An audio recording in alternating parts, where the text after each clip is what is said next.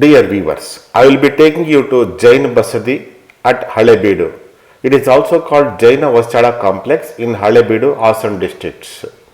It is about 1 km from Historical Hoysaleshwara Temple in Halebidu. Halebidu is in Hassan district. The complex consists of the Jain Basadis or temples dedicated to the Jain Tirthankaras, Sri Parshvanatha, Shanthinatha and Adinatha.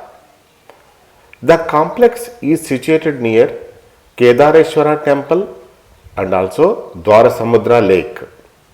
We can see the three Basadis from outside view. It is well maintained by the ASI and also the government of Karnataka.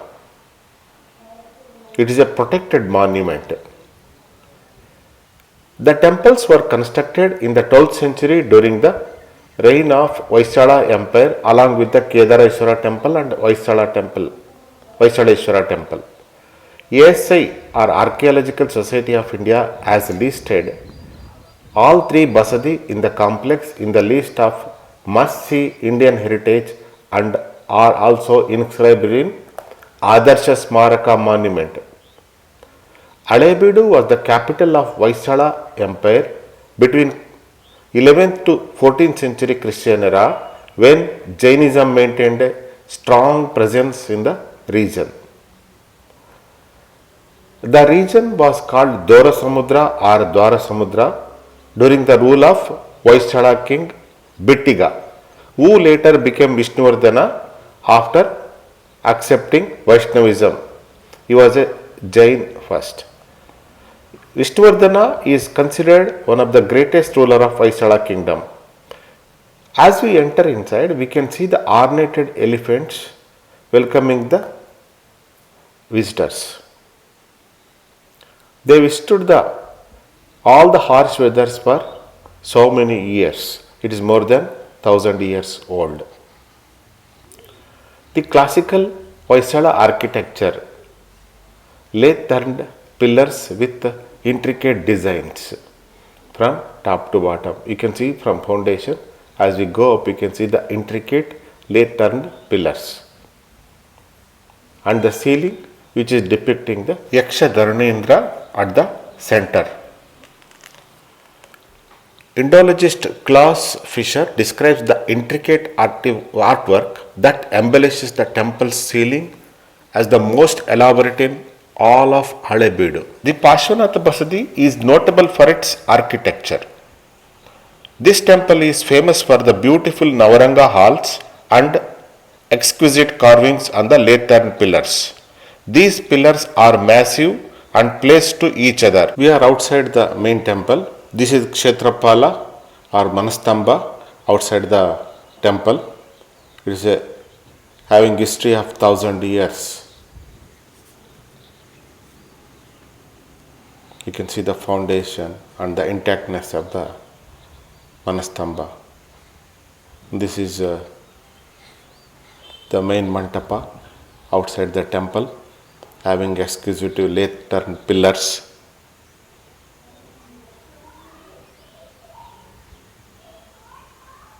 You can see it is similar Hoysala architecture, carvings, intricate details, and at the four corners lotus is at the ceiling. Similar to Hulikere temple or the Belur temples or Halebidu temples about the pillar carvings. These are the inscriptions outside the temple, main temple Parshvanatha Basadi.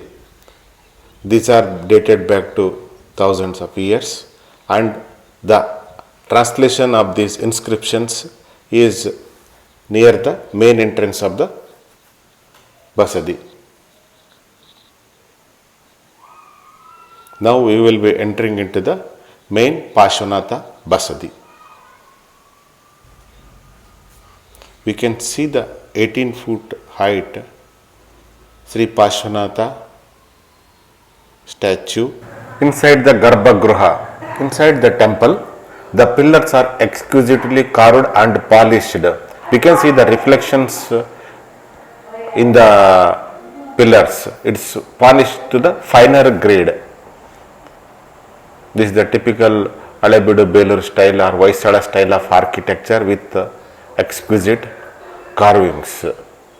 Historian Kurt Brown signifies the many layers karma that weighs down with their black color, representing timelessness, like it is for Tirthankaras. Tirthankaras are timeless, they are eternal. The temple has a Ardha Mantapa and Maha Mantapa with a monolithic 18 feet or 5.5 meter idol of Parshvanatha in Kayotsarga posture. Kayotsarga is a yogic position, means to give up one's physical comforts and body movements.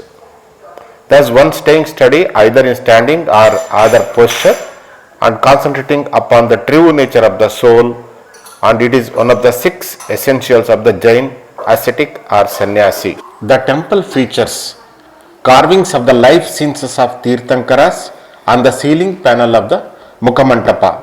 There is a famous image of Padmavati with a 3-hooded cobra over her head and with fruits in 3 hands and a weapon in the 4th.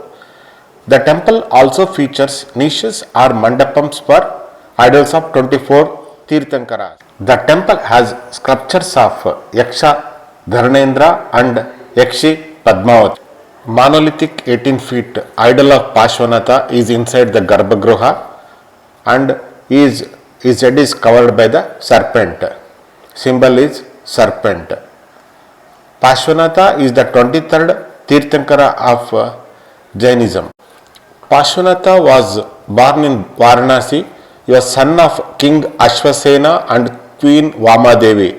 He became ascetic or sannyasi at the age of 30 and founded 4 Ganas. Parshvanatha taught peaceful living and is the only Tirthankara depicted with the Naga hood, and his emblem or symbol is snake. He attained Nirvana at Sammed Shikhar, or it is also called as Sammed Shikharji, which is at Giridih district in Jharkhand.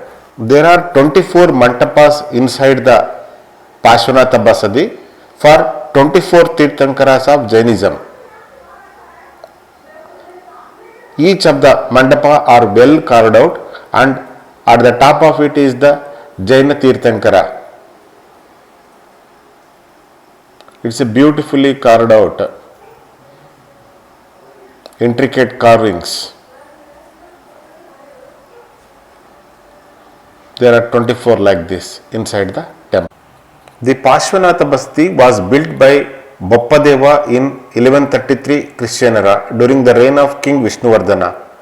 Boppadeva was the son of notable Gangaraja, a minister under Hoysala King Vishnuvardhana.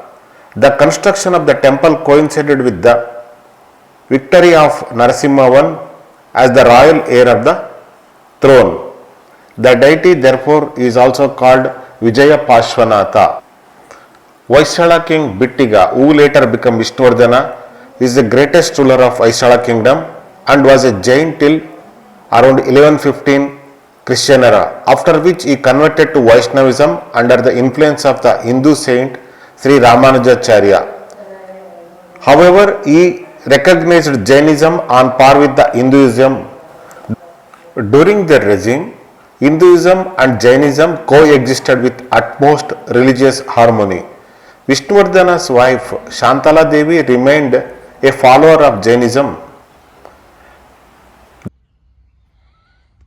These temples were later maintained by Maharaja of Mysore, Immattur kings and Keladi Nayaka. Later it was under the control of Government of India and Government Karnataka. These are the translation of the stone inscriptions present at the temple premises. It is both in English, Hindi and Kannada language. We can know the history of Parshvanatha Basadi, Shanthinatha Basadi and also Adinatha Basadi along with the inscriptions in stone. Now we will be going outside the Parshvanatha Basadi premises to see the architectural beauty of the temple. It has a beautiful carvings at the top of the building. with the Jaina Tirthankaras in the top.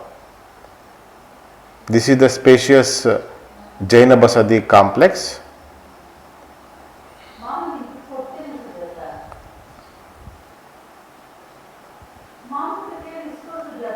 Similar to Hoysala architecture, bottom and the top with the carvings.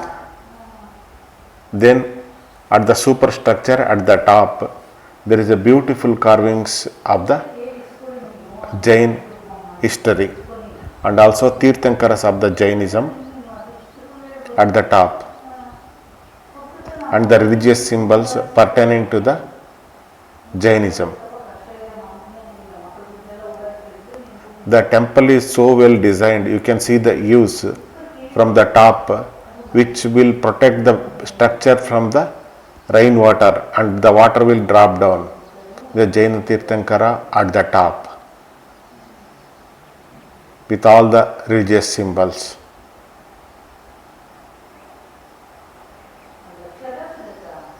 Imagine the architectural and construction robustness of the sculpture and the builders who are involved, and the temple which stood from 1115 onwards.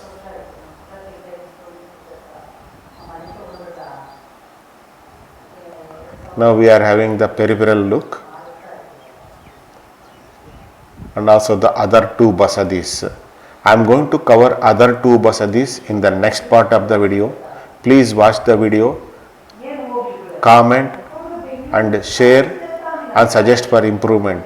This is the Kalyani at the premises of the temple, which is in front of the Sri Shanthinatha Basadi.